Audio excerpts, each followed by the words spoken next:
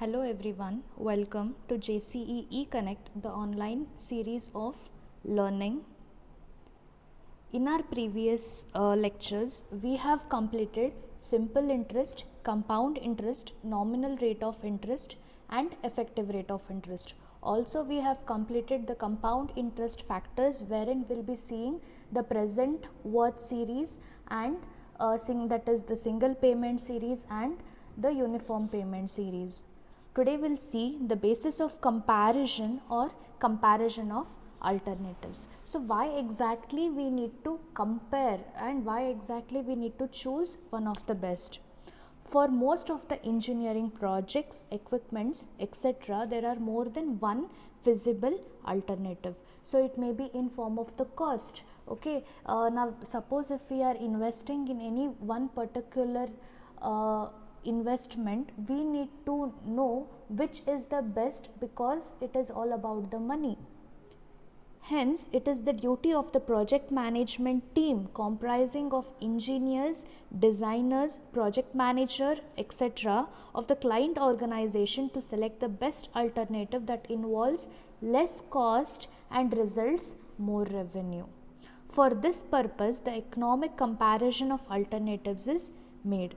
The different cost elements and other parameters to be considered while making the economic comparison of alternatives are: we consider the initial cost, the operating and maintenance cost, annual income, okay, or the amount that will be getting, or the expected salvage value, the income tax benefit and the useful life. For example, if we have two equipments, which one you prefer? How do you decide? First, you are going to see what was the initial investment cost, because this initial investment cost help us to calculate its future worth value considering the present worth. Okay, we need to know how much is the operation and maintenance cost, that is how much amount you need to spend for its operation, or the expected salvage value, that is once you sell the equipment how much amount you will be getting in return. Okay, so all these things, once when you compare, you can decide which equipment is best and you can go for it. For that thing we need to study this concept. When only one among the feasible alternatives is selected, the alternative is said to be mutually exclusive. So here we'll be seeing comparison of alternative by present worth method, annual equivalent method, capitalized cost and rate of returns.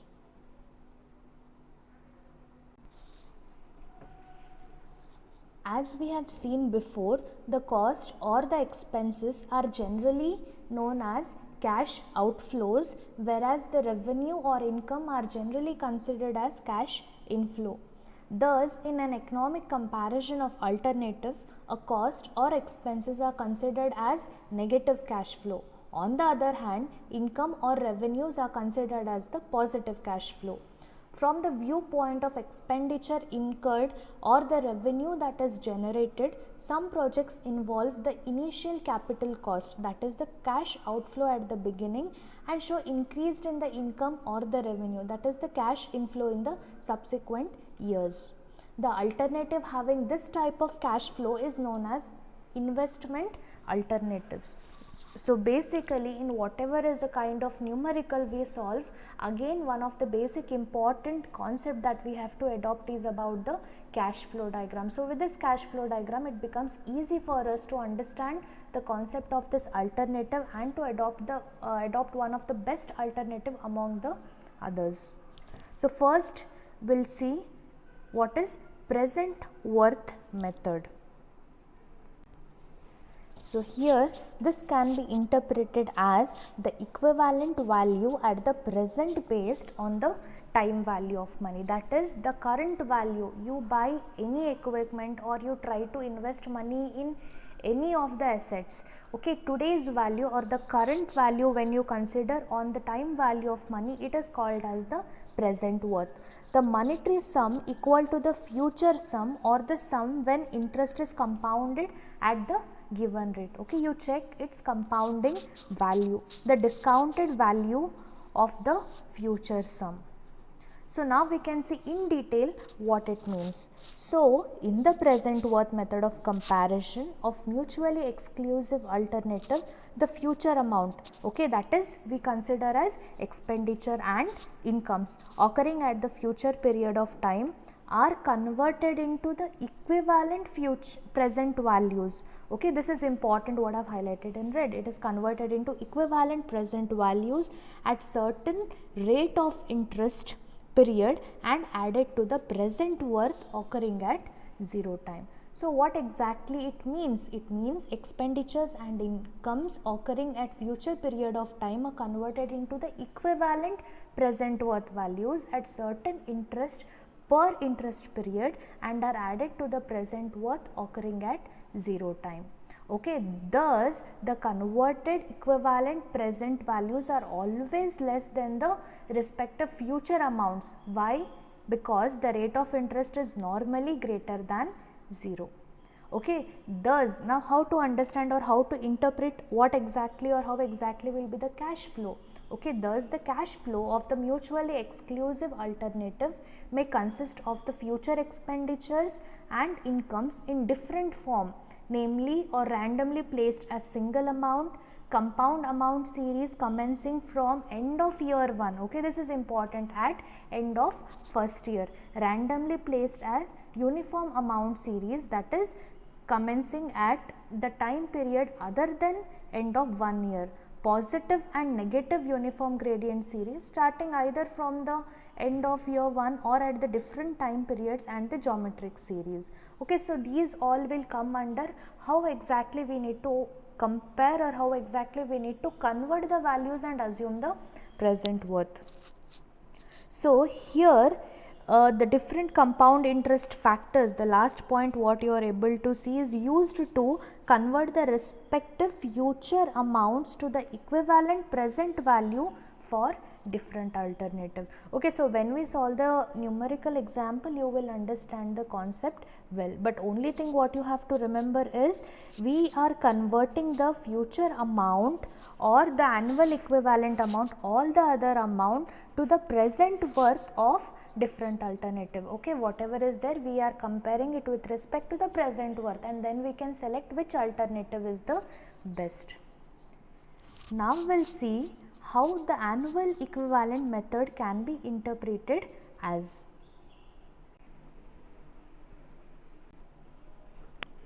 Annual equivalent method can be interpreted as the equivalent value at the annual based on the time value of money. So always if I consider annual based, it is called as annuity, what we had studied before.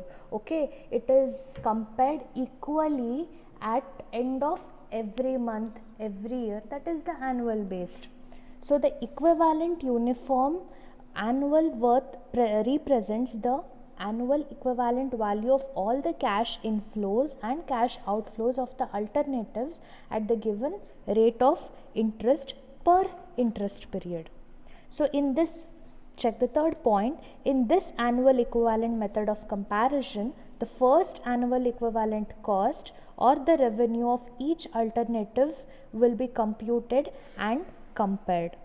Okay, thus the equivalent annuity approach is one of the two methods used in capital budgeting and compare the mutually exclusive project with unequal life.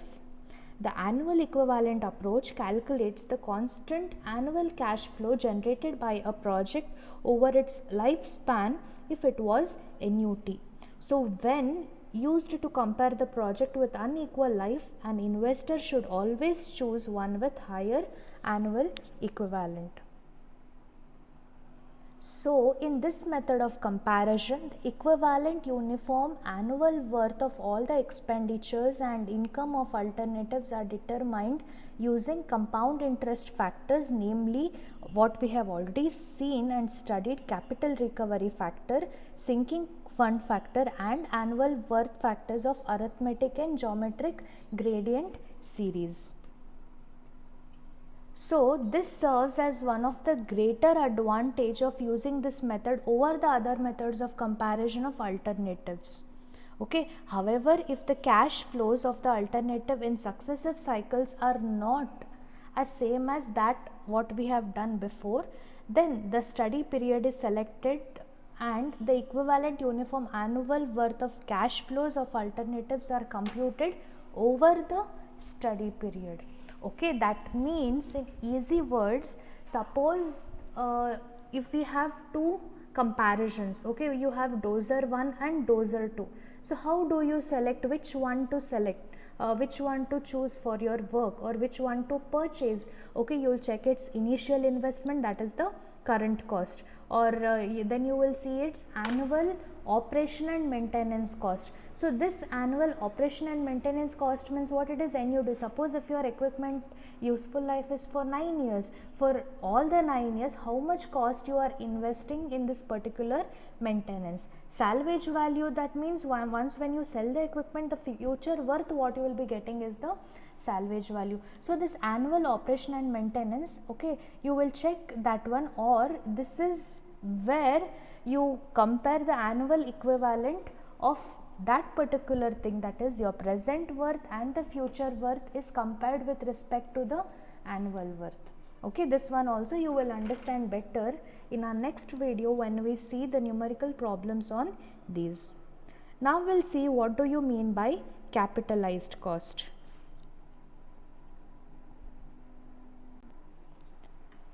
So this capitalized cost is defined as the present worth of the constant annual cost over infinite analysis period. That means in other methods of comparison you have the definite time wherein you have to consider it as the useful life, but here we are considering it as an infinite analysis period. Okay, so capitalized cost represents the present worth of an alternative for a project that is going to serve for the longer time, so that is for infinite period of time. Capitalized worth represents the present worth of expenditure and revenue of alternative over infinite period of time. Okay, thus this capitalized cost method is used for the comparison of mutually exclusive alternative which has perpetual service life, that is it is assumed to serve forever. Likewise, you can consider your assets like your investment in the house. Okay, if you want to purchase any home, if you want to purchase bungalows, villas, okay, there you can consider this kind of comparison. So it can be shown that the factor, okay, you can see the factor there in the bracket with interest rate I, and in the decimal form it is P by A I comma N, and N is considered as infinite time, but in the other methods you will have a definite particular time.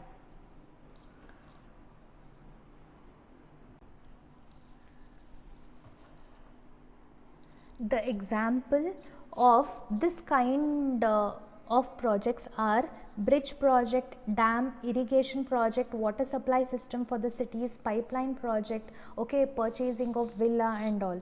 So this method can also be used for finding out the capitalized cost of the permanent fellowship, okay, or the scholarship in the educational institutes and other organizations.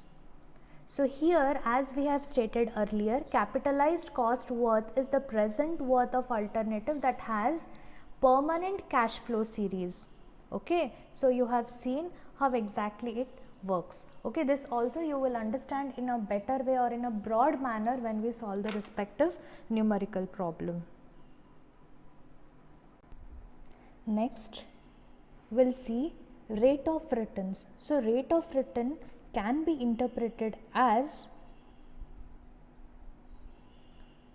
this is also one of the methods of selecting alternative for project. Okay, first we should understand what we mean by returns. Okay, so in finance, return is a profit on investment.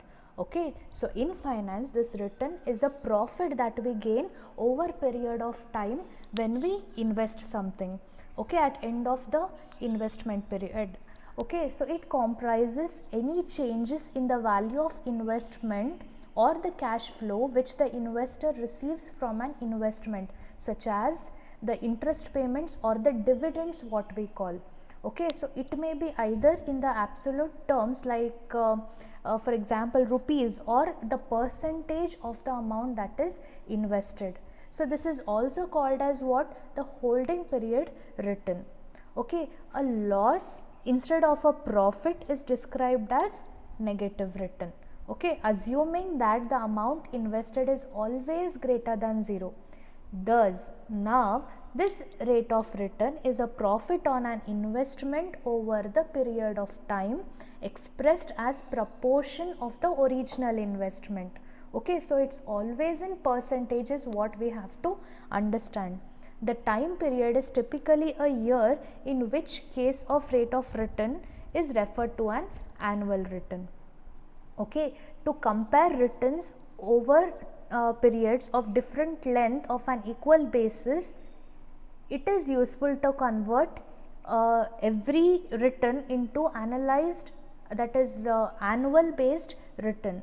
Okay, this conversion is also called as annualization. Okay, so the return of investment or the return on investment is a return per rupee that is invested.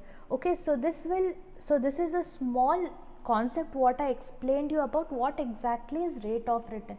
Now we'll see why this is considered as a method of comparison. Okay, you can see the second point in the presentation now. In this method, the interest per interest period is determined, which equates the equivalent worth. That is equivalent worth, either it will be the present worth, future worth, or the annual worth of the cash flows of the cost or expenditures to the cash inflows. Okay, that is income or revenues of alternative. Okay, so it is equated on both the sides. Okay, you will equate the cash outflow and cash inflow. Clear? In this kind of a numerical, or to understand which alternative is the best, we equate cash outflow to the cash inflow. Thus, the rate of return is also known as internal rate of return, probability index, etc. Okay, so here we find out how much is the percentage. Okay, by trial or error, when two things we are equating, we try to find out what is the rate of return, or what may be the probable rate of return at end of so many years.